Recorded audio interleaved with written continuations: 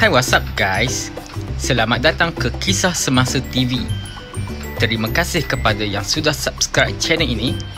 Kepada yang belum, bolehlah subscribe untuk mengetahui kisah semasa. Menurut Facebook Datuk Seri Najib Razak, kenapa kerajaan PN asyik kata tak ada banyak wang lagi untuk bantu rakyat? Biar saya jelaskan. Semasa permulaan pandemik, saya saran kerajaan untuk naikkan had hutang negara dari 55% untuk membuka ruang untuk bantu rakyat dan ekonomi. Walaupun Menteri Ekonomi kata COVID tak beri impak pada ekonomi. Kerajaan BN masa saya PM berjaya turunkan had hutang kepada KDNK ke 48.7% sebelum PRU 14, tetapi ianya dinaikkan semula ke 54.4% semasa kerajaan PH tumbang. Namun selepas kerajaan PN pecah bajet pada tahun 2020, selepas unjuran defisit serta unjuran pertumbuhan ekonomi jauh tersasar, maka had 60% ini telah terpecah dengan kadar 62.2% pada akhir Disember 2020. Tetapi masuk bulan Januari, kerajaan PN sudah laksanakan darurat dan gantung atau kewangan kerajaan.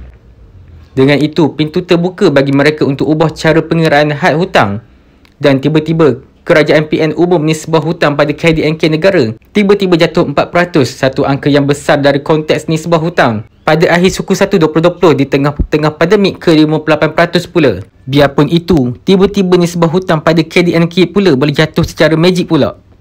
Hanya orang yang paling taksub dan mudah sekali untuk ditipu akan percaya nisbah hutang boleh jatuh mendadak pada ketika pandemik dan masa keadaan negara berkali-kali tersasar dalam bajet dan unjuran ekonomi. Sebab kerajaan sekarang tidak lagi ambil kira hutang jangka masa pendek kurang dari 1 tahun dan pinjaman wang asing dalam pengiraan nisbah hutang dalam tempoh darurat itu. Sebab itu Menteri Kewangan asyik ulang had hutang adalah terkawal sejak beberapa bulan lalu. Tetapi darurat sudah tamat setelah gagal segagalnya dengan keadaan COVID lebih 10 kali ganda lebih tinggi berbanding masa darurat bermula. Jadi kerajaan PN sebenarnya perlu membawa satu lagi usul ke Parlimen untuk luluskan satu lagi kenaikan had hutang ke atas 65% jika kerajaan berhasrat untuk membantu rakyat. Tapi kerajaan PN sekarang amat fobia pada sebarang undian dalam Parlimen sebab tahu mereka tiada majoriti. Jika kalah undian, maka ianya akan terbukti bahawa kerajaan PN tak ada majoriti lagi dan kerajaan PN akan tumbang. Rakyat tak dapat dibantu dengan wajahnya, tak apa. Rakyat lapar dan naik bendera putih kita tolak ke tepi.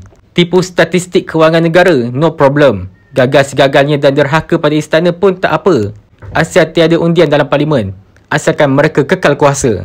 Sekiranya anda ada sebarang pendapat, boleh tinggalkan di ruangan komen guys.